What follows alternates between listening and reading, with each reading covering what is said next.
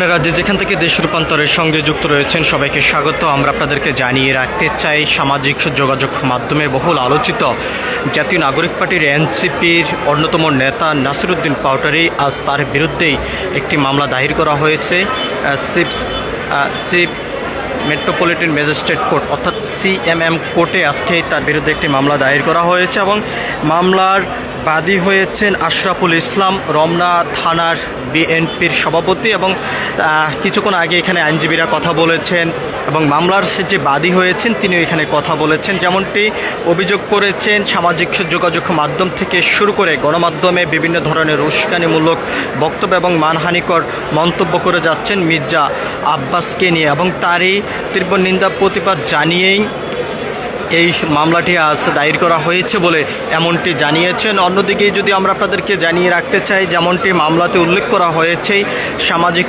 যোগাযোগ মাধ্যমে এবং গণমাধ্যম সহ বিভিন্ন জায়গায় উস্কানিমূলক এবং মানহানিকর মন্তব্য করে বক্তব্য দিয়ে যাচ্ছেন নাসিরউদ্দিন পাউটারি, এবং তারই কারণেই আজ এই মামলা দায়ের করা হয়েছে বলে এমনটি জানিয়েছেন। অন্যদিকেই বিএনপির পক্ষ থেকে যেমনটি জানানো হয়েছে, রমনা থানার সভাপতি আশরাফুল ইসলাম তিনি যেমনটি বলেছেন, দীর্ঘ 30 বছর পর্যন্ত মির্জা আব্বাসের সঙ্গে তিনি রাজনীতি করে এসেছেন। এখনও পর্যন্ত তিনি মির্জা আব্বাসের সঙ্গে রাজনীতি করে যাচ্ছেন। বারবার কিন্তু তিনি নির্বাচিত হয়েছেন এবং সংসদ নির্বাচন থেকে শুরু করে মন্ত্রী প্রতিমন্ত্রীর দায়িত্ব তিনি পালন করেছেন। কখনও দেশ স্বাধীন হওয়ার পর থেকে মির্জা আব্বাসের বিরুদ্ধে এরকম মানহানিকর বক্তব্য কেউ দেয়নি। জাতীয় নাগরিক পার্টি থেকে শাপলা কলিক নিয়ে নাসিরউদ্দিন পাউটারি নির্বাচন করেছেন মির্জা আব্বাসের সঙ্গে। তার নির্বাচন কেন্দ্র করেই বিভিন্নভাবে মানহানিকর মন্তব্য করেছেন এবং উস্কানিমূলক বক্তব্য দিয়ে এসেছেন, এমনটি কিন্তু অভিযোগ করা হয়েছে। অন্যদিকে যদি আমরা আপনাদেরকে জানিয়ে রাখতে চাই, মামলাতেই যে ধারাগুলো নিয়ে আসা হয়েছে, আমরা যেমনটি দেখেছি মোট 3টি ধারায় কিন্তু এখানে মামলাতে উল্লেখ করা হয়েছে। তার ভিতরে ধারা হলো 500, 503, 504, এই 3টি ধারা নিয়ে এসেই আজকে এই নাসিরউদ্দিন পাউটারির বিরুদ্ধে মামলা করা হয়েছে এবং মামলার বাদী হয়েছেন আশরাফুল ইসলাম, রমনা থানার বিএনপির সভাপতি। তিনি যেমনটি অভিযোগ করেছেন, বিভিন্ন সময় সামাজিক যোগাযোগ মাধ্যম সহ গণমাধ্যমের সামনে উস্কানিমূলক বক্তব্য দিয়ে এসেছেন নাসিরউদ্দিন পাউটারি, যা মানহানি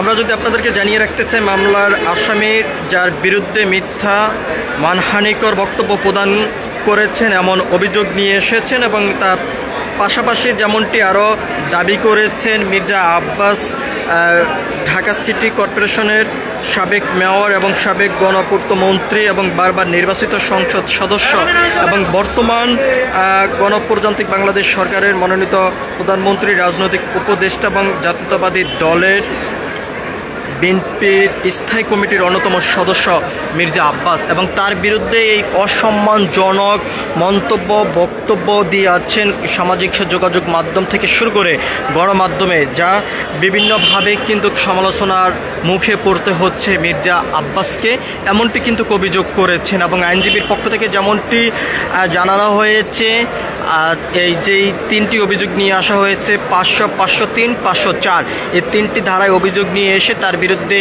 আজকে মামলা দায়ের করা হয়েছে এবং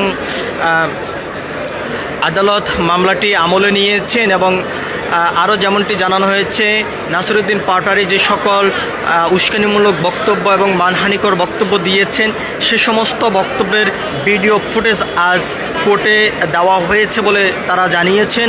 এবং আরও যেমনটি দাবি করেছেন, কোর্ট বিষয়টি আমলে নিয়েছেন এবং খুব দ্রুত সময়ের মধ্যে বিষয়টি আমলে নিয়ে কিন্তু আসামিকেই ডাকা হয়েছে এবং তিনি যদি নির্ধারিত সময়ের ভিতরে কোর্টে উপস্থিত যদি না হন তাহলে সেই ক্ষেত্রে ওয়ারেন্ট হবে এবং তাকে আইনের আওতায় নিয়ে এসে বিচারের দাবি কিন্তু এখান থেকে আজকে আইনজীবী করেছেন এবং বাদী করেছেন।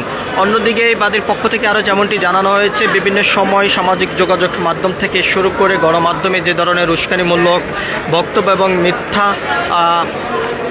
মানহানিকর বক্তব্য দিয়েছেন সেই বক্তব্যের কোনো প্রমাণ নেই এবং যে সমস্ত অভিযোগ নিয়ে এসে বক্তব্য দিয়েছেন এখনও পর্যন্ত দেশ স্বাধীন হওয়ার পর থেকে মির্জা আব্বাসের বিরুদ্ধে এই ধরনের বক্তব্য কেউ দেননি। এরকম কোনো ন্যাক্কারজনক ঘটনার সঙ্গে মির্জা আব্বাস জড়িত নয় বলেও কিন্তু আজকে এখানে দাবি করা হয়েছে। সব কিছু মিলিয়ে যদি আমরা আপনাদেরকে জানিয়ে রাখতে চাই, যেমনটি প্রত্যাশা করছেন বাদী পক্ষ এবং আইনজীবীরা, খুব দ্রুত সময়ের মধ্যেই নাসিরউদ্দিন পাউটারি কিসের ভিত্তিতে এই মিথ্যা মানহানিকর বক্তব্য দিয়েছেন সকল ডকুমেন্টস প্রমাণ নিয়ে তিনি আদালতে আসবেন এবং প্রমাণিত যদি না করতে পারেন, তিনি যদি দোষী সাব্যস্ত হন, সেক্ষেত্রে তার বিচার কঠোরভাবে যেহেতু করা হয়, এরকম আর কোনো মানহানিকর বক্তব্য কেউ দেওয়ার দুঃসাহস যেহেতু না করে, সম্মানিত ব্যক্তির সম্মান নষ্ট যেহেতু না করে, সে দাবিটি এখান থেকে আজকে করেছেন। সব কিছু মিলিয়ে ছিল এখনকার মতন আমার কাছে সিএমএম কোর্টের সামনের থেকে সর্বশেষ। পরবর্তী আপডেট পেতে সবাই দেশ রূপান্তরের সঙ্গে থাকুন। ধন্যবাদ সবাইকে।